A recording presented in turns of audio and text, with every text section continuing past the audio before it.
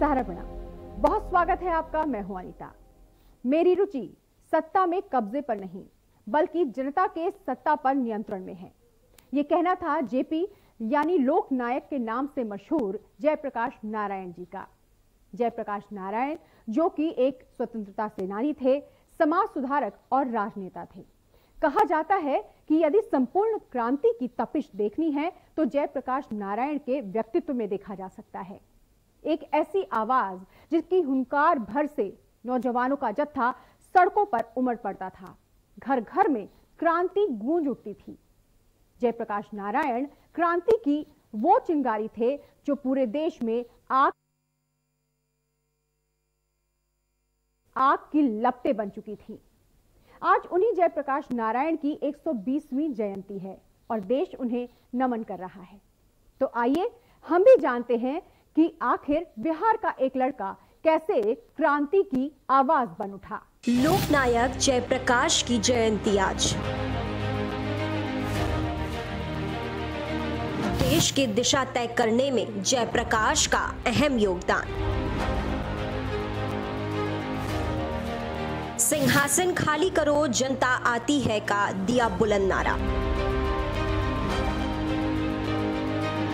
संपूर्ण क्रांति के 7 क्रांतियों से देश में जगाया अलग। जेपी की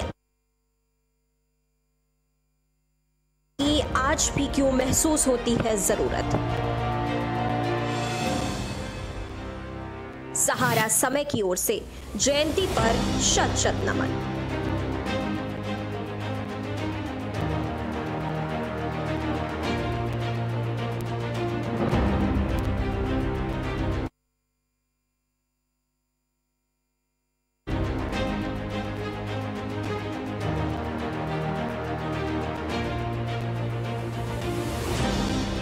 लोगों की आजादी न हो, प्रेस की आजादी न हो, इसको सिविल लिबर्टीज कहते हैं। शहरी आजादियां वो लोगों की न हो तो चाहे बेसिक डेमोक्रेसी कह लीजिए, पार्लियामेंट्री डेमोक्रेसी कह लीजिए, सोशल डेमोक्रेसी कह लीजिए, पीपुल्स डेमोक्रेसी, वो सब नाम है। तो पूरा देश आज लोक नायक को नमन कर रहा है। लोक नायक जो कि संपूर्ण क्रांति की आवाज बने और उनकी क्रांति की इसी आवाज ने हमारे देश में आजादी के लिए नौजवानों में वो हुंकार भरी जिसकी वजह से आज हमारा देश आजाद हुआ।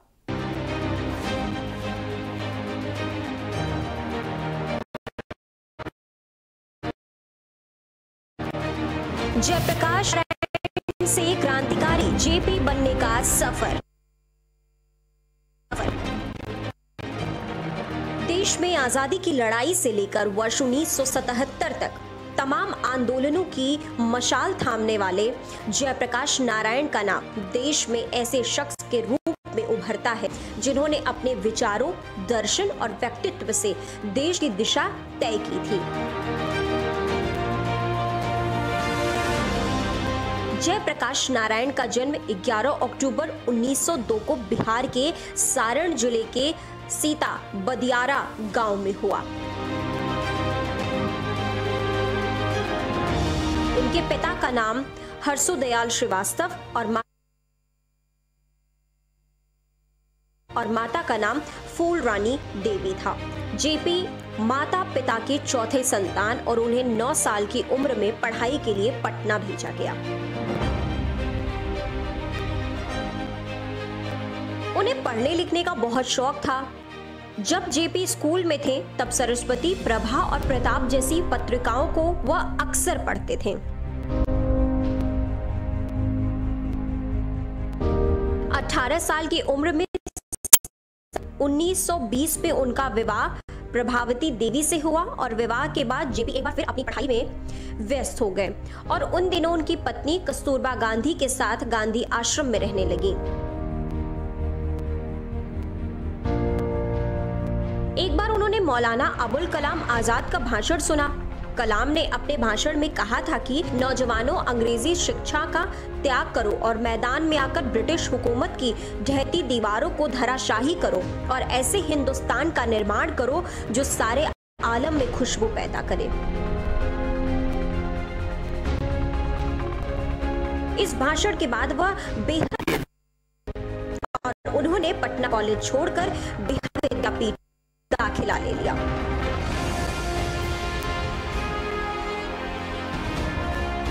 लोकनायक जयप्रकाश नारायण यानी जेपी एक महान चिंतक एवं दूरदर्शी राजनीतिज्ञ थे। आधुनिक भारत के उन प्रमुख व्यक्तियों में से एक थे जिन्होंने भारत की राजनीति को गहन रूप से प्रभावित किया है। गांधी जी ने देश को आजादी दिलाने तथा नेहरू ने आधुनिक भारत की आधारशिला रखने का काम किया, तो जयप्रकाश नारायण ने भारत में न्यायपूर्ण सामाजिक व्यवस्था की स्थापना के लिए संघर्ष किया।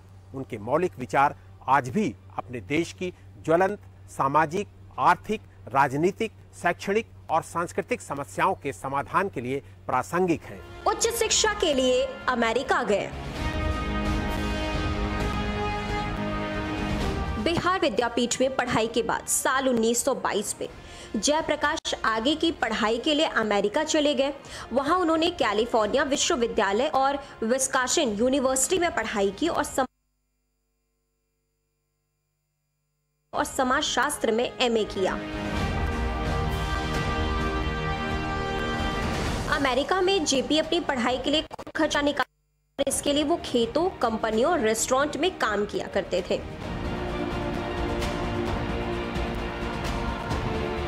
इसी दौरान जेपी ने लेबर क्लास के लोग होने वाली कठिनाइयों के बारे में जाना।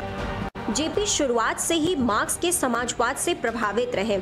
एमए की डिग्री हासिल करने के बाद मां की खराब सेहत की वजह से उन्हें भारत वापस आना पड़ा और इस तरह बिहार की एक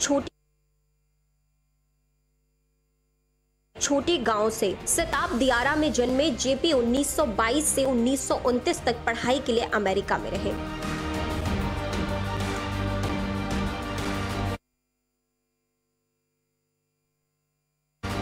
भारतीय स्वतंत्रता संग्राम का हिस्सा बने जेपी।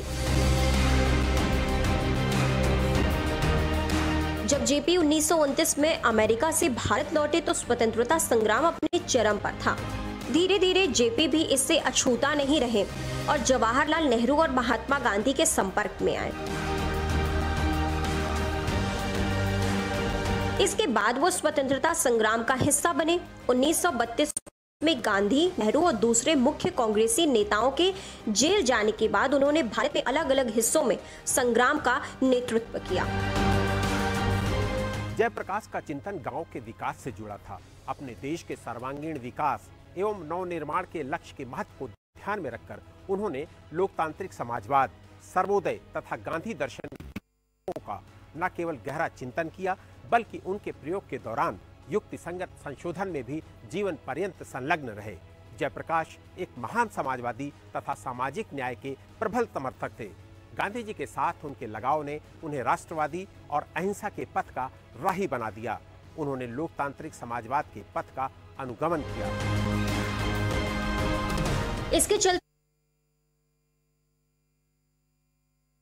उन्हें मद्रास में सितंबर 1932 में गिरफ्तार कर लिया गया और नासिक के जेल में भेज दिया गया। जेल में उनकी मुलाकात कई दूसरे नेताओं, स्वतंत्रता सेनानियों से हुई। नासिक के जेल में ही अच्युत, पटवर्धन, एमआर मसानी, अशोक मेहता जैसे नेताओं से मिले, जिसके बाद में इन सभी ने मिलकर कांग्रेस सोशलिस्ट पार्टी बनाई। और जब 1934 में पहली बार कांग्रेस ने चुनाव में हिस्सा लेने का निर्णय लिया तो कांग्रेस सोशलिस्ट पार्टी ने इसका खुले तौर पर विरोध किया और 1939 में उन्होंने द्वितीय विश्व युद्ध के दौरान अंग्रेज सरकार के खिलाफ लोक आंदोलन का नेतृत्व किया। जेपी जितने शालीन और मर्यादित थे उतने ही बड़े क्रांतिकारी थे। जयप्रकाश नारायण ने किराया और राजस्व रोकने के अभियान चलाए और टाटा स्टील्स कंपनी में हड़ताल करके यह प्रयास किया कि अंग्रेजों को इस्पात न पहुंचे, जिसके बाद उन्हें गिरफ्तार कर लिया गया और 9 महीने की कैद की सजा सुनाई गई और उन्हें बंदी बनाकर मुंबई की आर्थर रोड जेल और दिल्ली की कैंप जेल में रखा गया, जिसके बाद 1942 में भारत छोड़ो आंदोलन के दौरान वे आर्थर जेल से फरार हो गए। नेपाल पहुंच गए। नेपाल में रहने के दौरान उन्होंने सशस्त्र क्रांति शुरू की थी। ब्रिटिश शासन के अत्याचार से लड़ने के लिए नेपाल में उन्होंने एक आजाद दस्ता भी बनाया। पर जेल से भागने की घटना ने उन्हें देश के युवाओं में अत्यधिक लोकप्रिय बना दिया। इस घटना ने यह भी बता दिया कि जेपी जितने शालीन और मर्यादित थे, उतने ही बड़े क्रांतिकारी भी।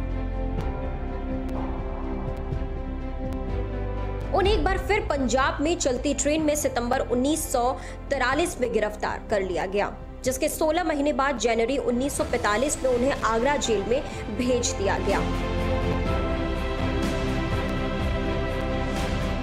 इसके उपरांत गांधी जी ने यह साफ कर दिया था कि डॉक्टर लोहिया और जेपी की रिहाई के बिना अंग्रेज सरकार से कोई समझौता नामुमकिन है, जिसके बाद दोनों को अप्रैल 1946 को आजाद कर दिया गया। समाजवादी सोशलिस्ट पार्टी की स्थापना की। 1948 में जयप्रकाश नारायण ने कांग्रेस के समाजवादी दल का नेतृत्व किया और बाद में गांधीवादी दल के साथ मिलकर समाजवादी सोशलिस्ट पार्टी की स्थापना की, जिसके बाद 19 अप्रैल 1954 को गया में उन्होंने विनोबा भावे के सर्वोदय आंदोलन के लिए जीवन समर्पित करने की घोषणा की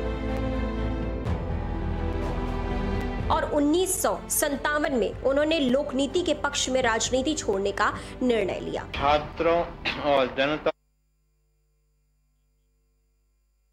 जनता के आंदोलन में जो मुख्य बात उठाई गई थी वो यह थी कि प्रशासनिक और चुनाव संबंधी सुधार किए जाएं, जिससे कि चुनाव सस्ते हों, सही तौर पर प्रतिनिधित्व संभव हो और प्रशासन जनता के निकट आए। एक अन्य महत्वपूर्ण मांग शिक्षा संबंधी सुधारों के बारे में थी कि शिक्षा प्रणाली को इस तरह गठित किया जाए कि उसका सीधा संबंध देश की समस्याओं के साथ हो और शिक्षा प्राप्त आदमी देश की समस्याओं से बेहतर तरह से निपट सके। इंदिरा गांधी के शासनकाल में देश महंगाई के मुद्दे पर जूझ रहा था और इंदिरा की अगुवाई वाली केंद्र सरकार से आम जनता बेहद नाराज थी। इस समय जेपी नारायण यानी जयप्रकाश नारायण ने सत्ता के खिलाफ आवाज उठाने का फैसला किया और उन्होंने इंदिरा गांधी को पत्र लिखकर देश के हालात के बारे में बताया। इसके बाद उन्होंने देश के कई सांसदों को भी पत्र लिखा और इंदिरा गांधी के कई फैसलों को देश के लिए खतरा बताया। इस शख्स ने पलट दी थी देश की सत्ता। मजबूर इंदिरा ने थोपी इमरजेंसी। जब देश आजाद ने कई घोटाले किए, जिससे देश को और देशवासियों को भारी नुकसान हुआ। ऐसी स्थिति में जेपी एक बार फिर आगे आए और युवाओं में जोश भरा।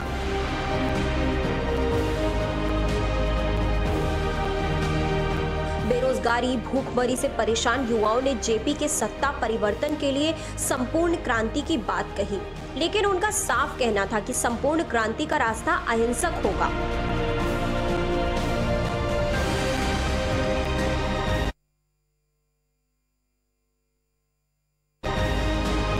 सत्ता के खिलाफ जब पटना के ऐतिहासिक गांधी मैदान में जयप्रकाश नारायण ने संपूर्ण क्रांति का आह्वान किया था, मैदान में जमा लाखों लोगों ने एक आवाज में कहा था, जात पात तोड़ दो, तिलक दहेज छोड़ दो, समाज के प्रवाह को नई दिशा में मोड़ दो। बस फिर क्या था? जो जेपी कभी कांग्रेस के समर्थक हुआ करते थे, वही आजादी के 2 दशक बाद इंदिरा गांधी सरकार के भ्रष्ट और अलोकतांत्रिक तरीकों के खिलाफ सड़क पर उतर आए। अपने खिलाफ जन आंदोलनों और जेपी के तेवर से घबराई इंदिरा गांधी ने 25 जून 1975 को इमरजेंसी की घोषणा कर दी। विरोध कर रहे नेताओं को गिरफ्तार कर लिया गया। जेपी समेत करीब 600 नेताओं को जेल में डाल दिया गया। इसके बाद इंदिरा गांधी ने 1977 में आपातकाल को खत्म करते हुए आम चुनाव की घोषणा कर दी। इस चुनाव में इंदिरा गांधी की पार्टी कांग्रेस का प्रदर्शन बहुत ही खराब रहा और वो सत्ता से बाहर हो गई। यह वही समय था जब पहली बार देश में गैर कांग्रेसी सरकार बनी थी और इसका श्रेय जेपी को जाता था। भ्रष्टाचार के खिलाफ आंदोलन किया।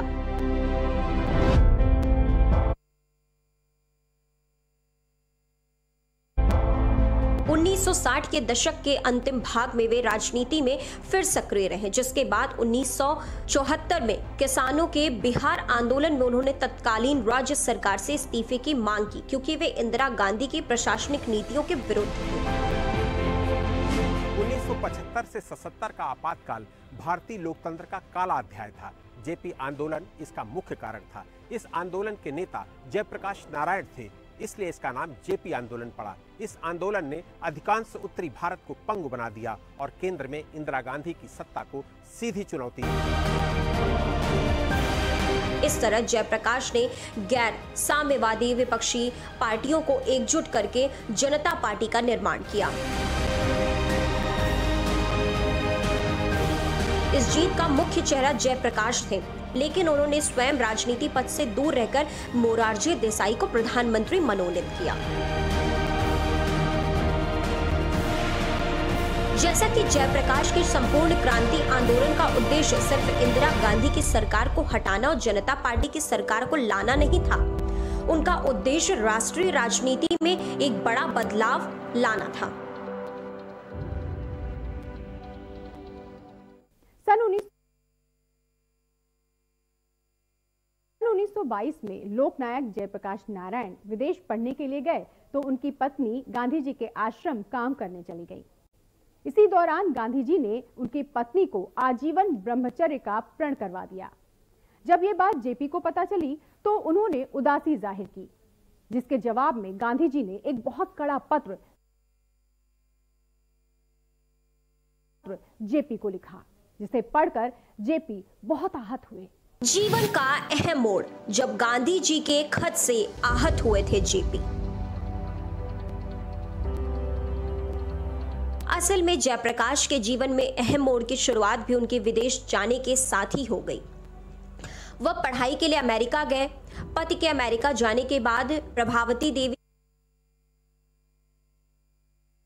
देवी गांधी जी के आश्रम में चली गईं और वहीं गांधी जी का हाथ बटाने लगी। उसी दौरान उन्होंने गांधी जी के कहने पर ब्रह्मचर्य का पालन करने की शपथ ली। जेपी जब अमेरिका से लौटे तो उन्हें पत्नी का ये प्रण बहुत अच्छा नहीं लगा, क्योंकि इसका असर दाम्पत्य पर भी पड़ा और रिश्तों में खालीपन आ गया।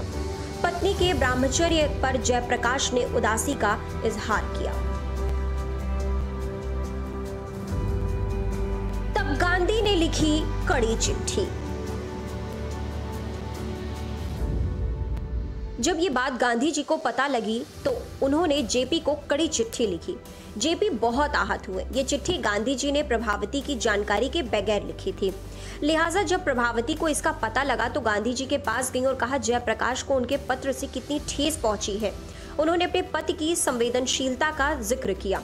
गांधी जी शायद जेपी को एक और कड़ी चिट्ठी लिखना चाहते थे, लेकिन प्रभा जी के बताने के बाद उन्होंने जयप्रकाश को चिट्ठी तो लिखी, लेकिन कुछ इस तरह से कि वह जयप्रकाश की उदासी को दूर कर सके।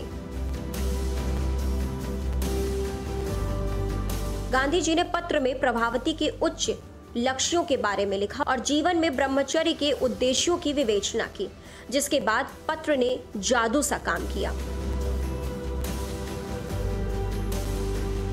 तब जयप्रकाश को लगा वाकई उनकी पत्नी देश के लिए कितना बड़ा बलिदान दे रही हैं। और ये बात भी सही थी कि असहयोग आंदोलन की अगुवाई जो 3 महिलाएं कर रही थी, उनमें कस्तूरबा गांधी और कमला नेहरू के साथ प्रभावती भी थी। आजादी और देश की लोकतांत्रिक व्यवस्थाओं की स्थापना के बाद महात्मा गांधी की परंपरा को आगे बढ़ाने वाले जिन नेताओं की भूमिका को याद किया जाता है, उनमें लोकनायक जयप्रकाश नारायण सबसे आगे हैं, क्योंकि जेपी की राजनीतिक विचारधारा और सिद्धांत आज भी उतनी ही प्रासंगिक और युवाओं के लिए प्रेरणा स्रोत है। लोकनायक जयप्रकाश नारायण राजनीतिक विचार।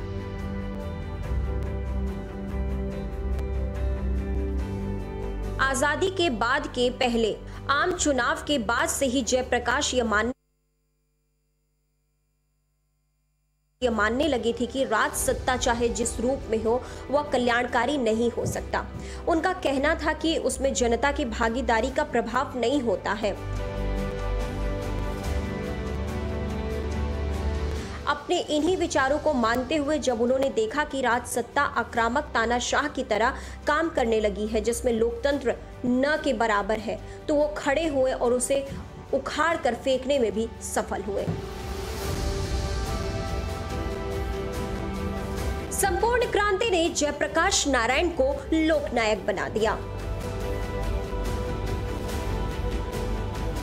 गांधी भी उनके विचारों से इतना प्रभावित थे कि उन्होंने सार्वजनिक रूप से यह घोषणा की थी कि समाजवाद के बारे में जो जयप्रकाश नहीं जानते हैं उसे इस देश में दूसरा कोई भी नहीं जानता। और संपूर्ण क्रांति ने जयप्रकाश नारायण को लोकनायक बना दिया था। ये क्रांति है मित्रों, और संपूर्ण क्रांति है। हर तरह के राजनीतिक लूट की विकृति से दूर रहकर जयप्रकाश नारायण ने खुद को ऐसे शख्स के रूप में पेश किया जिसका एकमात्र उद्देश्य जन कल्याण था। वह अहिंसक सत्याग्रही के साथ ही ऐसे व्यापारिक विचारक थे जो समाजवादी संकल्पों के जरिए देश में परिवर्तन लाना चाहते थे। गांधी जी के निधन के बाद उन्होंने खुद को ज्यादा उत्तरदायी व्यक्ति के रूप में पेश किया। इस रूप में उन्होंने देश को अपने समाजवादी विचारों के अनुकूल बनाने की कोशिश की। देश के राष्ट्रपति पद पर बैठने की बात पर उन्होंने इनकार कर दिया। जयप्रकाश नारायण राष्ट्र के आदर्श को उन प्रजातंत्रीय मानकों में देखते थे जिन पर सत्ता का नहीं जनता का अधिकार होता था। जवाहरलाल नेहरू की नीतियों से असहमति के कारण ही उन्होंने केंद्रीय मंत्रिमंडल में शामिल होना स्वीकार नहीं किया था।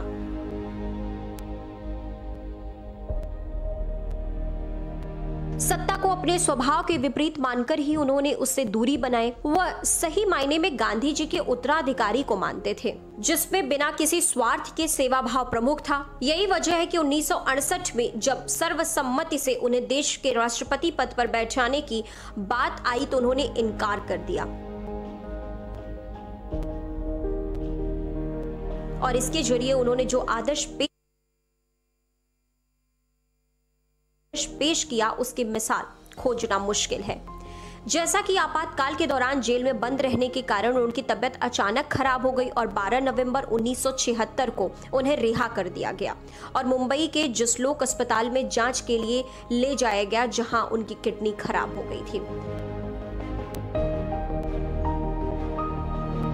जिसके बाद वो डायलिसिस पर ही रहे और अंत में 8 अक्टूबर 1979 को पटना में दिल का दौरा पड़ने से उनका निधन हो गया।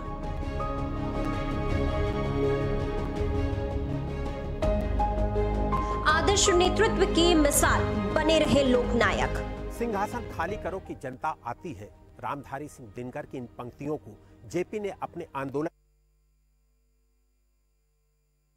आंदोलन के नारों में शामिल कर लिया था।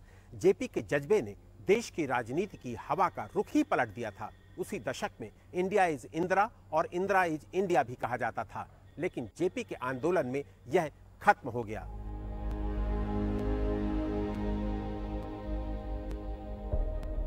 उनके अहिंसावादी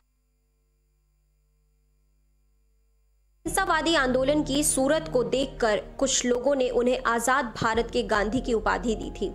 भारत सरकार ने उन्हें 1998 में मरणोपरांत देश के सर्वोच्च नागरिक सम्मान भारत रत्न से नवाजा। अपने संकल्प को साकार करने के लिए वे जीवन भर जुटे रहे। सोना तपता है, ज्यादा निखरता है। इमरजेंसी में भारत का लोकतंत्र तपा और ज्यादा निखर करके उभरा, और वो जयप्रकाश जी और उनके साथियों का जो कंट्रीब्यूशन है उसके कारण हुआ है। आज उनके जन्म जयंती पर हम यही उनसे प्रणाम करते हुए कहें कि हमें शक्ति दो। संपूर्ण क्रांति का मंत्र संपूर्ण विकास क्रांति के मंत्र के रूप में परिवर्तित हो। हम सच अर्थ में सबका साथ सबका विकास इसी मंत्र को लेकर के राष्ट्र को नई ऊंचाइयों पर ले जाएं।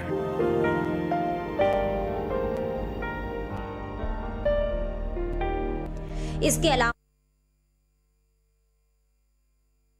अलावा साल 1965 में उन्हें समाज सेवी के लिए मैग्सेसे पुरस्कार से भी सम्मानित किया गया, जैसा कि पटना के हवाई अड्डे का नाम उन्हीं के नाम पर रखा गया है। इसके अलावा दिल्ली सरकार का सबसे बड़ा अस्पताल लोकनायक जयप्रकाश अस्पताल भी उन्हीं के नाम पर है। जैसा कि जेपी ने बहुत किताबें भी लिखी, जिनमें से वाई सोशलिज्म प्रमुख है। सम्मान में सिक्का जारी। वर्ष 2001 में भारत सरकार ने जेपी नारायण जी की याद में एक डाक टिकट जारी किया था। साल 2002 में भारतीय रिजर्व बैंक ने भी जयप्रकाश नारायण के जन्म दिवस पर 1 रुपए का सिक्का जारी किया था। इसके अलावा अप्रैल 1994 में उत्तर प्रदेश सरकार ने भी जेपी नारायण की याद में एक स्मारक बनाया गया। जयप्रकाश नारायण का मानना था कि स्वतंत्रता प्राप्ति के बाद राष्ट्र निर्माण को सर्वोच्च प्राथमिकता मिलनी चाहिए थी। अपनी पुस्तक में जयप्रकाश नारायण ने पंचायती राज योजना के माध्यम से विकेंद्रीकरण की प्रक्रिया पर बल दिया। ग्राम सभा का सशक्तिकरण होना उन्होंने आवश्यक बताया, जिसकी झलक आधुनिक भारत में देखने को मिलती है। इस समय दिल्ली से आलोक द्विवेदी।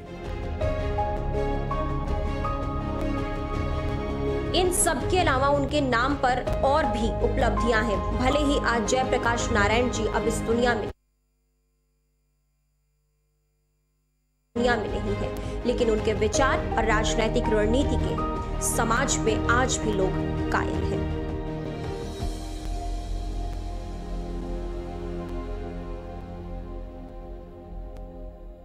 जेपी सिर्फ एक स्वतंत्रता सेनानी नहीं थे, बल्कि समाज सुधारक भी थे और जन नेता भी थे। इसीलिए उन्हें लोकनायक कहा गया।